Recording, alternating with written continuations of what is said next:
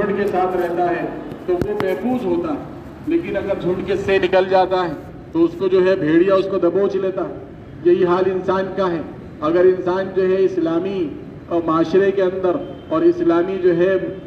شریعت کے مطہرہ کے معاشرے کے اندر رہتا ہے تو یہ انسان جو ہے کامیاب ہوتا ہے اور انسان کو جو ہے صحیح راستہ دکھتا ہے۔ لیکن جب انسان جو ہے اپنا راستہ الگ چنتا ہے اور اپنا راستہ جو ہے شریعت مطہرہ سے کٹ کر ویسٹرن کلچر کو اپنا جو ہے آئیڈیل بناتا ہے تو انسان جو ہے ایسے گھڑے میں گرتا ہے جس گھڑے میں خسارے کے علاوہ کچھ نہیں ہے، جس گھڑے میں خسارے کے اور جو ہے یعنی خسران کے علاوہ اور کچھ نہیں ہے۔ اس لیے بزرگوں اور دوستوں بہت ہی ہمیں اپنے آپ کو بدلنے کی کوشش کرنی۔ جو انسان بدلنے کی کوشش کرتا ہے اللہ اس کی حالت کو بدلتے ہیں۔ یقینی بات، اللہ کے رسول صلی اللہ علیہ وسلم ایک مرتبہ ممبر پہ تشریف فرماتے اور ہم نے بتایا کہ آپ نے بد دعا دی اور آپ نے کہا کہ ہلاک ہو جائے وہ شخص جس کے سامنے رمضان المبارک کا مہینہ آئے اور وہ اپنی مغفرت نہ کراتا۔ کتنی بڑی بات ہے کہ اللہ کے رسول صلی اللہ علیہ وسلم بد دعا دے رہے ہیں اور حضرت یعنی جبرائیل علیہ السلام یہ بد دعا دے رہے ہیں اور آپ علیہ السلام آمین کہہ رہے ہیں۔ تو جبرائیل علیہ السلام کی بد دعا کیا کم تھی اور آپ نے اس پر آمین کہا؟ تو کیا بات ہے کہ ہم اپنے آپ کو بدلنے کی کوشش کرنی ہے، ہر وقت کوشش کرنی ہے اپنے آپ کو تبدیل کرنے۔ اس لیے رمضان المبارک کا مہینہ گویا کہ جو ہے ہمارے لیے ایک ایسا جو ہے ٹرننگ پوائنٹ اللہ رب العزت نے دیا ہے جس کے ذریعے سے ہم اپنی زندگی کو، جس کے ذریعے سے ہم اپنی جو ہے اپنے آپ کو بدلنے کی کوشش کریں۔ انسان جب اس زندگی کو بدلنے کی کوشش کرے گا اللہ رب العزت جو ایام خالیہ میں جو کچھ کر گیا تھا آخرت میں ایسی زندگی عطا فرمائیں گے جس زندگی کی کوئی نظیر نہیں ہے، کسی خیال میں ایسی زندگی کا تصور نہیں ہوا ہوگا، کسی آنکھ نے ایسی نعمتیں دیکھی نہیں ہوں گی، کسی زبان نے ایسی نعمت کو چکھا نہیں ہوگا۔ اللہ رب العزت ایسی نعمت سے لطف اندوز ہوں۔ اور آپ کو ایک بات بتاتا چلوں، پچھلے جو ہے جمعے میں بات بتائی گئی تھی کہ جو ہے انسان اگر جو ہے اس نعمت کو نعمت سمجھتا ہے، یعنی نعمت کو انسان سوچتا ہے کہ مال کی نعمت ہے، لیکن انسان کا کاروبار اچھا چلا تو کاروبار سے اچھا مال وصول ہوا اور انسان کاروبار کرنے کے لیے آیا، تجارت میں اچھا مال وصول ہو گیا، پیسہ آ گیا، مکان ہو گیا، گھر ہو گیا، اس کے بعد ہیرے جواہرات کے ڈھیر لگ گئے اور اس نے کہا کہ اللہ رب العزت نے مجھے نعمت دی ہے اور اس نعمت کو اصل نعمت سمجھا اور اس سے بڑی جو نعمت اللہ رب العزت نے رمضان کی نعمت دی ہے، نمازوں کی جو نعمت دی ہے، سنت رسول کی جو نعمت دی ہے اور اسی طریقے سے نوافل کی تلاوت کی، قرآن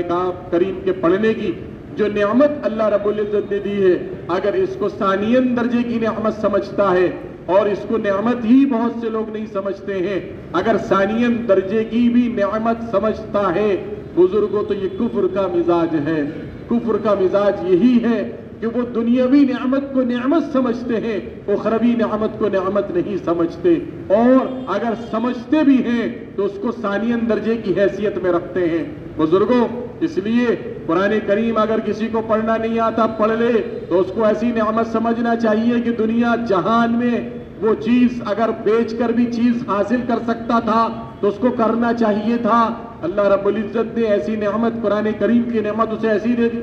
حدیث مطہرہ کی نعمت اس کو ایسی دے دی اور اسلام کی نعمت اس کو ایسی مل گئی، مسجد میں آنے کی نعمت اس کو ایسی مل گئی، رمضان المبارک کے روزہ رکھنے کی نعمت اس کو مل گئی۔ اس نعمت کو بڑا سمجھنا چاہیے، اور مال کی نعمت وہ بھی بے شک نعمت ہے لیکن وہ ثانین درجے کی نعمت ہے، بڑی نعمت وہ نہیں ہے۔ اس لیے بزرگوں ہمیں اس نعمت کو اصل جو نعمت اللہ نے دی ہے یعنی اعمال کی نعمت دی ہے اس کو اصل نعمت سمجھنے کی ضرورت ہے۔ اگر ہم نے اس کو اصل نعمت نہیں سمجھا اور ثانین درجے میں رکھا تو ہم میں اور یہود اور نصارہ میں اور مشرکین میں اور جو ہے ملحدین میں ہم میں کیا فرق ہوگا؟ اس لیے ہمیں سب سے بڑی نعمت یہ سمجھنا چاہیے کہ اللہ رب العزت نے جو نعمت، جس نعمت کے ذریعے سے انسان جنت میں جائے گا، جس نعمت کے ذریعے سے انسان اللہ کا تقرب حاصل کرے گا، جس نعمت کے ذریعے سے وہ انسان اللہ سے تعلق جوڑے گا، جس نعمت کے ذریعے سے وہ اللہ کا جو دوست بنے گا، جس نعمت کے ذریعے سے وہ اللہ کا جو ہے یعنی اللہ کا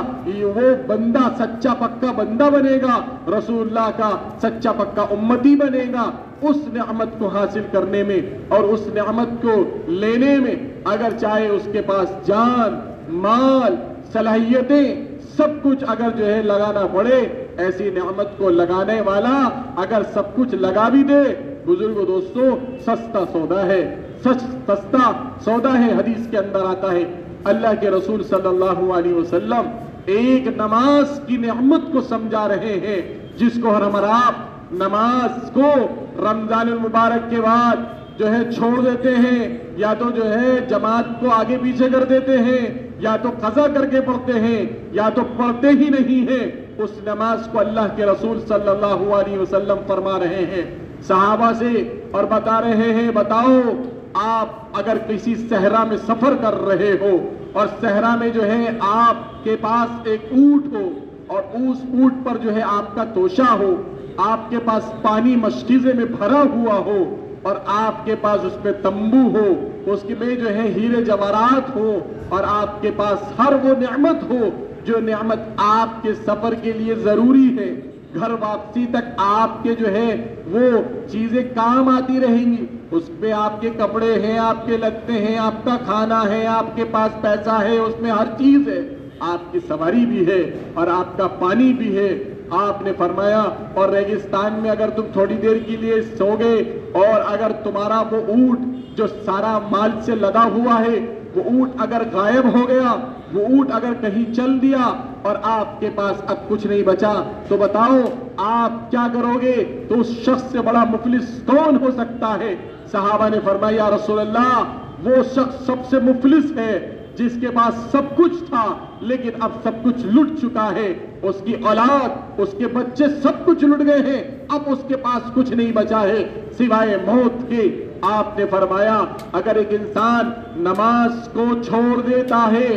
اگر ایک انسان ایک وقت کی نماز کو چھوڑتا ہے، قضا بھی کرتا ہے، تو اس کا اتنا بڑا نقصان ہو گیا ہے، اتنا بڑا نقصان اس شخص کا جو صحرا میں جس کا سارا توشہ، جس کی ساری سواریاں اور جس کی آل اولاد سب کچھ لٹ گیا ہو، اکیلا صحرا میں کھڑا ہوا ہو، موت کا انتظار کر رہا ہو، اس کا جتنا نقصان ہوا ہے، اتنا جس کو خسارہ ہوا ہے، یہ خسارہ کم ہے اس خسارے سے جو خسارہ نماز کے چھوٹنے سے ہوا ہے۔ تو بتاؤ بزرگوں، خود اپنے دل پر ہاتھ رکھ کر بتائیے کہ نعمت کون سی بڑی نعمت ہے؟ مال کی نعمت اگر نعمت اپنے دل میں سمجھ رکھا ہے تو اس دل کو جو ہے سنبھلنے کی کوشش کریے، اس دل کی نیت کو تبدیل کریے، ورنہ یہ کفر کا مزاج ہوگا کہ ہم نے اس نعمت کو تو نعمت سمجھ لیا اور اللہ نے جو حکم دیے ہیں، اللہ نے جو اوامر بیان کیے ہیں، اللہ نے جو نواہی بیان کیے ہیں، اس کو اگر جو ہے اس نعمت کو اگر جو ہے کہ انسان ثانی درجے کی نعمت رکھتا ہے تو یہ انسان خسارے میں ہے، یہ انسان نقصان میں ہے، یہ انسان جو ہے خسران میں ہے، ٹوٹے میں ہے۔ اس لیے ہمیں یہ چاہیے کہ جو ہے اعمالوں کی فکر کریں، اعمالوں کی حفاظت کی جائے، نماز کی جس طریقے سے رمضان المبارک میں نماز پڑھتے تھے اس طریقے سے رمضان المبارک کے بعد بھی نیت کرے کہ انشاءاللہ اپنی نمازوں کی حفاظت کریں گے، انشاءاللہ اپنی نمازوں کو نہیں چھوڑیں گے، نمازوں کو آگے پیچھے نہیں کریں گے، چاہے اس کے لیے ہماری جان مال صلاحیتیں لگ جائیں، لیکن اپنی نماز وقت پر اس کو پابندی کے ساتھ پڑھنے کی کوشش کریں گے۔ ایک انسان مسجد سے بہت دور رہتا ہے، اگر جو ہے رہتا ہے، یقیناً بہت سے ایسے گھر ہیں جو مسجد سے دور ہیں، کم سے کم دن میں ایک نماز کا وقت جو ہے مسجد میں پڑھنے کا اہتمام کرنے کی کوشش کریں، ورنہ جو ہے وہ اپنے وہی جماعت کی شکل تیار کرے، کیسی بھی کرے، وہ اس کی جو ہے یعنی اس کی ذمہ داری ہے، لیکن کم سے کم ایک وقت مسجد میں آئے، اور جو مسجد کے آس پاس 1 کلومیٹر کے دائرے میں ہیں ان کو چاہیے کہ 5 وقت مسجد میں آنے کی پوری کوشش کرے۔ اگر وہ انسان مسجد میں آ کر نماز پڑھتا ہے، حدیث کے اندر آتا ہے کہ ہر قدم پر اللہ رب العزت اس کے ایک گناہ معاف کرتے ہیں اور ایک نیکی عطا فرماتے ہیں۔ اس لیے ہم سب نیتیں کریں، ارادے کریں کہ انشاءاللہ غیر رمضان میں بھی اللہ کے عوامر کو پورا کریں گے انشاءاللہ۔ اسی طریقے سے بزرگوں اور دوستوں، رمضان المبارک کے چند ایام باقی ہیں اور یہ ایام گزر جائیں گے، اس لیے خوب توبہ و استغفار کی کثرت کرنی چاہیے۔ اور اللہ کے رسول صلی اللہ علیہ وسلم نے آخری عشرہ جہنم سے خلاصی کا عشرہ بتایا ہے، جہنم سے خلاصی کا عشرہ یہ بتایا گیا ہے اور کہا گیا کہ جہنم کی خلاصی اس مہینے میں کہ آخری عشرے میں اللہ رب العزت کرتے ہیں، اس لیے خوب دعاؤں کا اہتمام۔ اور اللہ کے رسول صلی اللہ علیہ وسلم نے اللہم اجرنی من النار، اللہم اجرنی من النار اس مہینے کے آخری عشرے میں خوب پڑھا کرتے تھے۔ اور حضرت عائشہ رضی اللہ تعالیٰ عنہ ایک مرتبہ اللہ کے رسول صلی اللہ علیہ وسلم سے فرمایا کہ آپ بتا دیجئے کہ شب قدر اگر مجھے مل جائے تو میں کیا کروں؟ اور شب قدر اسی آخری عشرے میں ہوتی ہے۔ آپ نے فرمایا شب قدر کو تاک راتوں میں تلاش کیا جائے، جو تاک رات ہیں، 21ویں رات، 21ویں شب ہو، 23ویں شب ہو، جیسے آج رات جو آنے والی ہے 23ویں شب ہے، 25ویں شب، اس کے بعد 27ویں شب، اس کے بعد 29ویں شب، اس کے بعد 30ویں شب، اور 30ویں نہیں ہے تو جو ہے وہ 29ویں شب، وہ جو کہ جو ہے لیلۃ الجائزہ کہا جاتا ہے، یعنی 30ویں شب۔ بزرگوں اور دوستوں، تو یہ ایسے اوقات میں اللہ کے رسول صلی اللہ علیہ وسلم سے حضرت عائشہ نے پوچھا یا رسول اللہ اگر مجھے جو ہے شب قدر مل جائے تو میں کون سی دعا مانگوں؟ آپ نے فرمایا اے عائشہ تم تو یہ پڑھ لیا کرو، یہ دعا مانگا کرو، اللہم انک عفو تحب العفو فاعف عنی، کہ اللہ آپ معافی کو پسند فرماتے ہیں، آپ مجھے معاف فرما دیجئے، آپ ہی معاف کرنے والے ہیں اور آپ معافی کو پسند فرماتے ہیں، تو لہذا مجھے معاف فرما دیجئے۔ کتنی اچھی دعا ہے، چھوٹی سی دعا ہے، یاد کرنے میں کوئی مشکل نہیں ہے۔ ایک مرتبہ سب میرے ساتھ پڑھیں، اللہم انک عفو تحب العفو فاعف عنی۔ ہاں یہ یاد کر لیں، کسی سے پوچھ لیں، موبائلوں میں مل جاتا ہے یہ ساری دعائیں کہ اللہ آپ مجھے معاف فرما دیجئے، آپ معافی کو پسند فرماتے ہیں اور آپ ہی معاف کرنے والے ہیں۔ بزرگوں کتنی چھوٹی سی دعا ہے کہ اللہم اجرنی من النار، اے اللہ مجھے جہنم کی آگ سے میری حفاظت فرمائیے۔ بتاؤ چھوٹی سی دعائیں ہیں، اس لیے اس کا اہتمام کرنا ضروری ہے۔ کلمہ شہادت کا اہتمام کرنا ضروری ہے، لا الہ الا اللہ کا پڑھنا جو ہے اس کا اہتمام ضروری ہے، اور جو ہے استغفار کی کثرت ہو، کیونکہ آخری زمانہ ہے، آخری ایام ہے، اور اس کے بعد پتہ نہیں رمضان المبارک کا مہینہ ہمیں ملا نہ ملے، جو ہے جوان بھی اس دنیا سے چلا جاتا ہے، بوڑھا بھی چلا جاتا ہے، اور اولیاء بھی چلے جاتے ہیں۔ اور آپ کو بتا دیں جو ہے گزشتہ دن پچھلے یعنی کل کے دن میں ایک بہت بڑی شخصیت، عالمی شخصیت اور بہت بڑے اللہ والے مسلم پرسنل بورڈ کے صدر حضرت مولانا رابع حسنی ندوی رحمت اللہ علیہ اس دار فانی سے کوچ کر چکے ہیں، جو بہت بڑے اللہ والے تھے اور اسی طریقے سے دارالعلوم ندوۃ العلماء کے ناظم تھے، اور اسی طریقے سے آپ جو ہے آکسفورڈ یونیورسٹی میں جو اسلامک فیکلٹی ہیں اس کے پریزیڈنٹ تھے۔ اسی طریقے سے آپ جو ہے سینکڑوں مدرسوں کے محتمم، سینکڑوں مدرسوں کے نائب اور سینکڑوں اسکول جو آپ کے ساؤتھ وغیرہ میں چلتے ہیں اس کے پرنسپل یا جو بھی جو ہے وائس چانسلر جو بھی ہو، آپ ان کے ذمہ دار تھے۔ آپ کی جو ایک شخصیت، بڑی شخصیت ہے، آپ نے بہت سی کتابیں لکھی ہیں، بہت سے ہندوستان کے ایسے ایسے مسائل حل کیے ہیں جن کو جو ہے لوگ جو ہے اش کرتے ہیں۔ بزرگ ایسی شخصیت کل اس دنیا سے رخصت ہو چکے ہیں، اور جو ہے پوری دنیا میں ایک ایسا ماتم چھایا ہوا ہے، کیونکہ آپ کی ایسی شخصیت جو ہے بعد میں آنا ایسی شخصیت کا مشکل ہوتا ہے، اس لیے ایسے لوگ دنیا سے جا رہے ہیں، ایسے لوگ جو ہے دنیا سے اٹھ رہے ہیں۔ اس لیے کہیں ایسا نہ ہو کہ قیامت کا وقت قریب ہو جب صلحاء بزرگان دین دنیا سے اٹھتے چلے جائیں گے تو ان کا بدل اللہ رب العزت جلدی عطا نہیں کرے گا۔ اس لیے اللہ سے دعا کریں کہ ایسے اللہ رب العزت ان جیسا نعم البدل عطا فرمائیں۔ اور جو ہے بزرگ اور دوستوں، ہمارے بھی استاد تھے، شیخ تھے، ہمارے جو ہے پیر تھے، اور اللہ نے بڑی شخصیت کا حامل ان کو بنا رکھا تھا. اسی لیے ہم سب کے اوپر واجب ہے کہ ان کے ایصال ثواب کے لیے پچھلے جو لوگ بھی آئے ہوئے تھے ان سے بھی کہا گیا تھا کہ پورا قرآن کریم تو نہیں پڑھ سکتے, اس لیے اس وقت حدیث کے اندر آتا ہے جو شخص 3 مرتبہ سورہ اخلاص یعنی قل هو اللہ احد پڑھتا ہے تو اللہ رب العزت پورے قرآن کا ثواب دیتے ہیں. اس لیے 3 مرتبہ قل هو اللہ احد اور 1 مرتبہ آیت الکرسی ان کے ایصال ثواب کے لیے پڑھیں. بسم اللہ الرحمن الرحیم.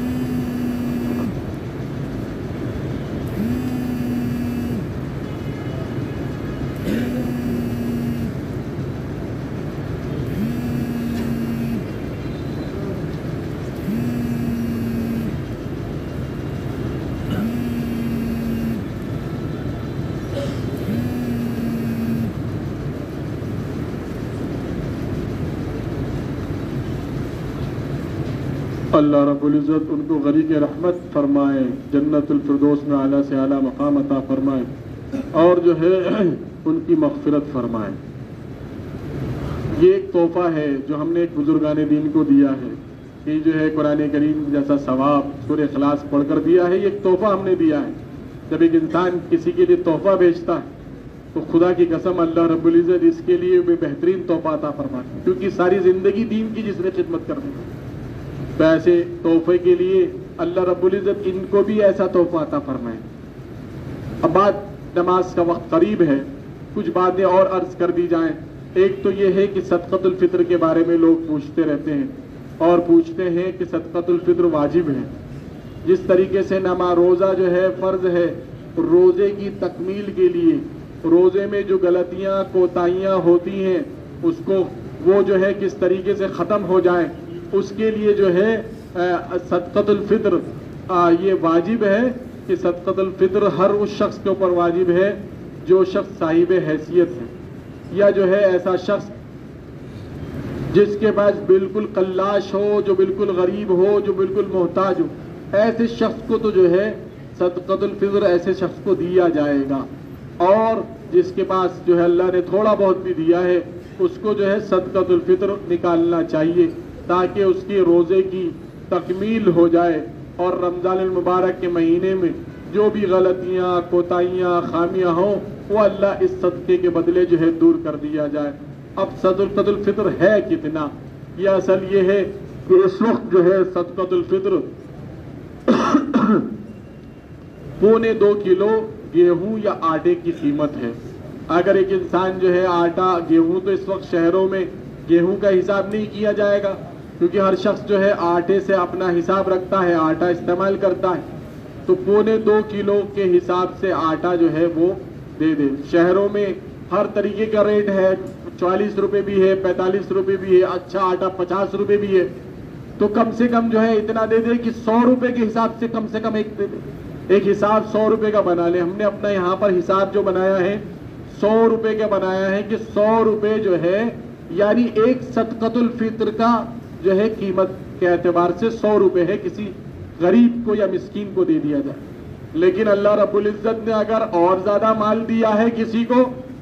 تو بزرگوں اور دوستوں حدیث کے اندر آتا ہے کہ صدقۃ الفطر کھجور سے بھی دیا جا سکتا ہے, صدقۃ الفطر جو سے بھی دیا جا سکتا ہے, صدقۃ الفطر پنیر سے بھی دیا جا سکتا ہے, صدقۃ الفطر جو ہے کشمش سے بھی دیا جا سکتا ہے, گھی سے بھی دیا جا سکتا ہے. اب اللہ نے جس کو جو حیثیت دے رکھی ہے وہ دے. لیکن آٹے کے علاوہ جو چیزیں ہیں وہ 3 کلو 386 مل 3 کلو اور 386 گرام کا وہ وزن ہے, یعنی 3.5 کلو وزن کے اعتبار سے دوسری چیزیں دے سکتا ہے. جیسے مثال کے طور پر کوئی شخص جو ہے چاول زیادہ کھانے والے ہیں, اب چاول کی قیمت جو چاول وہ کھاتا ہے اس کے حساب سے 3.5 کلو چاول کی قیمت ایک صدقۃ الفطر کا عوض ہے کہ 3.5 کلو چاول کے حساب سے وہ صدقۃ الفطر ادا کرے. اسی طریقے سے اللہ رب العزت نے اس کو مال دیا ہے تو وہ کھجور 3.5 کلو کے اعتبار سے جو کھجور وہ کھاتا ہو 3.5 کلو کے اعتبار سے وہ کھجور عطا کرے, یعنی کھجور کی قیمت ایک صدقے کے بدلے میں دے. اللہ رب العزت نے اس کو اور مال دیا ہے تو وہ جو ہے پنیر سے یا اسی طریقے سے اجوا کھجور سے دے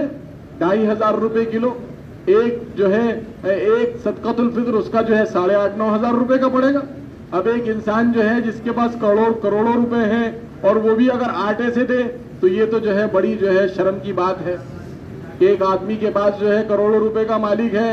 اور ہر مہینے جو ہے لاکھوں روپے کمانے والا ہے اور وہ دے رہا ہے آٹے کے ذریعے سے, تو یہ کنجوسی کی علامت ہے. اس لیے بزرگوں دوستوں, اللہ نے اگر وسعت دی ہے پنیر سے دے دے, پنیر 250 روپے کلو ہے, 3.5 کلو کی قیمت کے اعتبار سے دے دے. اسی طریقے سے کھجور اگر وہ 300-350 روپے والا کھاتا ہے تو اس اعتبار سے 3.5 کلو کھجور کے اعتبار سے دے. اور اللہ رب العزت نے اگر اس کو مال اتنا نہیں دیا ہے تو کم سے کم آٹے کی قیمت جو ہے 100 روپے کے حساب سے دے دے. اور اگر اللہ نے اور زیادہ دیا ہے, اچھا چاول میں 2 چیزیں ہیں, علماء نے بیان کی ہے کہ چاول آٹے کا بدل ہے. چاول جو ہے وہ 1.25 کلو کے اعتبار سے بھی دیا جا سکتا ہے اور 3.5 کلو کے اعتبار سے بھی دیا جا سکتا ہے. تو اپنے اپنا اختیار ہے, اس کے حساب سے دیکھ لے کہ جو ہے اگر اللہ رب العزت نے جیسی جس کو جو سہولت دی ہے, جیسی جس کو جو وسعت دی ہے, اس اعتبار سے صدقۃ الفطر دے. یہ کوئی متعین نہیں ہے, صاحب سن لیجئے. پہلے بہت سننے میں آتا تھا کہ صدقۃ الفطر 50 روپے یا 25 روپے یا 40 روپے. صدقۃ الفطر واجب ہر مسلمان پر ہے جس نے روزہ رکھا ہوا ہے, یعنی جو بالکل قلاش اور جو بالکل مفلس نہ ہو. اور صدقۃ الفطر دیا کتنا جائے گا کہ دیا جو ہے اگر آٹے سے اور چاول سے دے گا تو 2.25 کلو, اور چاول سے 3.5 کلو بھی دے سکتا ہے. یہ 3.5 کلو چاول یا 3.5 کلو جو یا 3.5 کلو کشمش یا 3.5 کلو پنیر یا 3.5 کلو کھجور یا 3.5 کلو جو ہے گھی, یہ تمام چیزوں سے صدقۃ الفطر دیا جا سکتا ہے. اگر کوئی شخص دینا چاہے دے سکتا ہے, دیں گے انشاءاللہ. اب ہر آدمی, ہر شخص اپنی حیثیت کے اعتبار سے اس کو ادا کرنے کی کوشش کریں گے انشاءاللہ. دوسری بات یہ ہے, یہ اعلان یہ کرنا تھا, کیا پتا جو ہے اگلا جو ہے یعنی جمعہ جو ہے اسی دن عید کے دن ہو جائے, اسی دن عید جو ہے ہو جائے. تو اس لیے عید کی نماز کا اعلان کرنا اصل ہے کہ عید کے دن ہمارے یہاں پر عید کی نماز الحمدللہ ہوتی ہے اور ہر سال ہوتی ہے اور بڑی تعداد میں ہوتی ہے, بڑی تعداد میں جمع غفیر ہوتا ہے. اس لیے آپ سے درخواست ہے, اس وقت جو ملک کے حالات ہیں اور جو سچویشن آپ کے سامنے ہیں, اس لیے ہم آپ سے یہ بات کہہ رہے ہیں کہ ہمارے جو مشورے سے عید کی نماز کا وقت جو طے ہوا ہے وہ 6:30 بجے ہوا ہے کہ 6:30 بجے بلا کسی تاخیر کے عید کی نماز ہوگی. اور عید کے دن جو ہے یعنی فجر کی جماعت, فجر کی نماز کا وقت جو ہوگا عید والے دن وہ جو ہے 5:35 پر عید کی نماز کا وقت ہوگا, کیونکہ 5:50 پر طلوع آفتاب شروع ہو جائے گا, یعنی 4:27 پہ فجر کا وقت شروع ہو رہا ہے اور اس کے بعد 5:50 پر طلوع آفتاب سن رائز ہوگا, جس میں جو ہے فجر کی نماز کا وقت ختم ہو جاتا ہے. اس لیے ہم جو فجر کی نماز اس دن کریں گے وہ 5:35 پر کریں گے, اور وہ اس کے بعد سے روزانہ 5:35 پر ہی ہوتی ہے. عید کے دن 5:35 پر فجر کی جماعت ہوگی, تو آپ حضرات فجر کی جماعت کے لیے آئیں اور اس کے بعد عید کی نماز پڑھ کر جائیں, ٹھیک ہے انشاءاللہ. اور عید کی نماز جو ہے 6:30 بجے, اس کے بعد 5:50 پر وقت ختم ہو جائے گا. اس کے 20 منٹ تک کوئی نماز نہیں پڑھی جاتی, اس وقت مکروہ وقت ہوتا ہے. 20 منٹ کے بعد اشراق کا وقت شروع ہوتا ہے. لیکن عید کے دن مردوں پر جو ہے اشراق کی نماز نہیں ہے, نہ چاشت کی نماز ہے, کیونکہ عید خوشی کا دن ہے. عید کی نماز ہی ان کے لیے دونوں نمازیں ہو جاتی ہیں. اس لیے جو ہے عید کے دن 6:30 بجے ہماری جو ہے عید کی نماز کھڑی ہو جائے اور 5:35 پر ہماری فجر کی جماعت عید کے دن سے ہوگی انشاءاللہ. اب جو ہے عید کے دن جمع غفیر ہوتا ہے, بہت زیادہ تعداد میں لوگ ہوتے ہیں, بہت زیادہ کثیر تعداد ہوتی ہے لوگوں کی. اس لیے آپ سے درخواست ہے اس دن وضو وغیرہ سے فارغ ہو کر آئیں اور اپنے گھر سے وضو کر آئیں. اپنے گھر سے کپڑے اگر اللہ نے میسر دیے ہیں تو نئے کپڑے پہنے, ورنہ دھلے ہوئے کپڑے خوشبو لگا کر اللہ نے اگر دیا ہے खुशबू लगा कर आए और कुछ खा पी कर आए, क्योंकि जो है एक शख्स अगर जुमे ईद के दिन जब खा कर आता है तो शैतान के मुंह पर काला धब्बा मार कर आता है, क्योंकि पूरे ईद के दिन रोजा रखना हराम है, 5 दिन रोजा रखना हराम है, तो उसमें एक ईद का दिन है और बाकी जो है 4 दिन उसके हैं, यानी बकरीद के हैं। इसलिए बुजुर्गों, आप सब इस बात का ध्यान रखिए, ईद के दिन कुछ न कुछ थोड़ा बहुत खा पी कर उसके बाद मस्जिद में इंशाअल्लाह नमाज के लिए आएंगे, कम से कम पानी पी लें और मस्जिद में आए। और उसके बाद जो है मस्जिद में फजर की जमात 5:30 बजे होगी। और एक बात और है कि अपने साथ एक एक चादर भी लेकर आए, ताकि जो है अगर बाहर पढ़ने का, नमाज पढ़ने का मौका मिले तो अब बिछाकर अपने किसी भाई को भी पढ़वा। तो एक बात तो ये है, क्योंकि मस्जिद में जो पानी का इंतजाम है वो ईद और रमजान के जुम्मों के लिए नाकाफी है, इसलिए अपने घर से बिल्कुल तैयार होकर आए नमाज के लिए। करेंगे इंशाअल्लाह। अल्लाह अमल की तौफीक अता फरमाए। क्या है बताइए जरा, शुरू करें नमाज? जरा पूछ के बता दो, वरना 2 बजे तो